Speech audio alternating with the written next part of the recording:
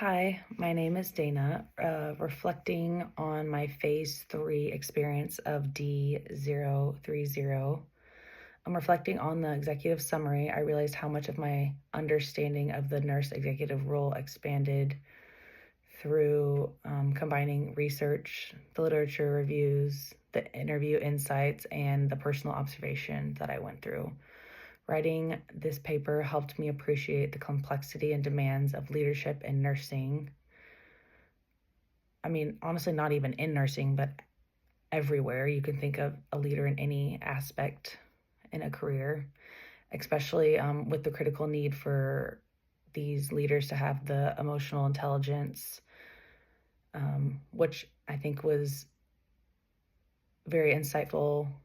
That, like, I mean, we always read about it and see it, but I think doing our observation day was when you really got to see what emotional intelligence is. They see everything being thrown at them, and there's just like this overwhelming like sense of calm. So that was a really good experience.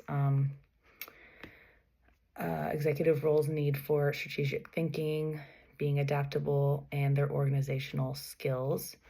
Through my interview, I witnessed firsthand how essential it is for leaders to maintain a calm, transparent approach, even amidst the constant operational challenges. These leaders are pulled in every direction, and having that perspective moving forward allows me to be more empathetic.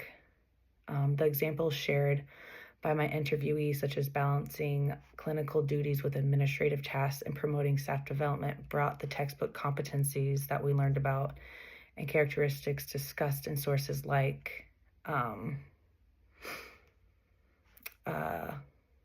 the A, O, and L. I think there's the American Organization of Nursing Leadership.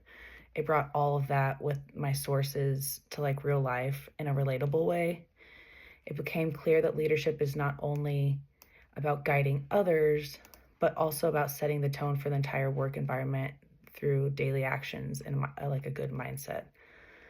Another key realization about writing the executive summary was how varied the paths to becoming a nurse executive can be, particularly regarding education and experience.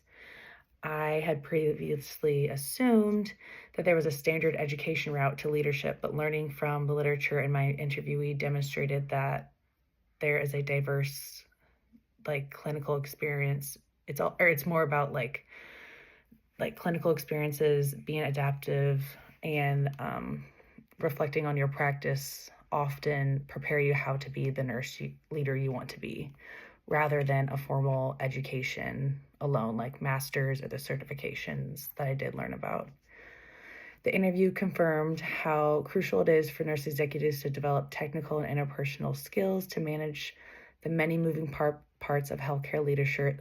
Moving forward, this project reinforced my interest in pursuing leadership opportunities with a greater understanding that success is not only on degrees or titles, but also resilience, thoughtful decision-making, and a commitment to continuous learning and growth. Thanks.